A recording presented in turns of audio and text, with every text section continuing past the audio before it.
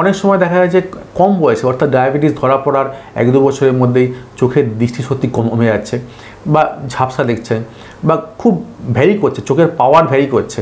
হঠাৎ আপনি হয়তো রিসেন্টলি চশমা নিয়েছেন, কিন্তু হয়তো 1-2 মাসের মধ্যে দেখবেন সেই চশমা কাজ করতে পারছেন না বা লেখা পড়তে পারছেন না বা লেখা পড়তে অসুবিধে হচ্ছে এবং চোখের সামনে কিছু কালো স্পট দেখছেন বা কিছু ঘুরে বেড়াচ্ছে, কোনো কালো কালো স্পট চোখের সামনে ঘুরে বেড়াচ্ছে। এইসব যদি উপসর্গ হয় তাহলে কিন্তু অবশ্যই ডায়াবেটিস কন্ট্রোল ছাড়াও একজন চোখের ডাক্তারকে দেখিয়ে নিতে হবে।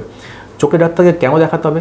আমাদের চোখের পেছন থেকে রেটিনা বলে একটা অর্গান আছে, সেই রেটিনা ডায়াবেটিসের সবথেকে বেশি ক্ষতিগ্রস্ত হয় এবং রেটিনা ক্ষতিগ্রস্ত হলে কিন্তু আমাদের দৃষ্টিশক্তি আস্তে আস্তে কমে যায়। এবং সবথেকে আশ্চর্যজনক ব্যাপারটা হচ্ছে যে রেটিনা কিন্তু ক্ষতিগ্রস্ত হলে তাকে কিন্তু পুরোপুরি নর্মাল করার খুব বেশি ওষুধ আমাদের কাছে নেই। সুতরাং আমাদের প্রথম থেকে সজাগ হয়ে যাতে রেটিনা ক্ষতিগ্রস্ত না হয় তার জন্য ডায়াবেটিস থেকে খুব শক্ত হাতে কন্ট্রোল করতে হবে এবং বছরে একবার একজন চক্ষু বিশেষজ্ঞকে দিয়ে চোখের পেছনটা অর্থাৎ রেটিনা চেক করতে হবে, যাতে আমাদের রেটিনা কোনো ক্ষতি হচ্ছে কিনা বা যদি প্রারম্ভিক স্টেজে ক্ষতি হয় তার জন্য কিছু ওষুধ দিয়ে দেওয়া যেতে পারে।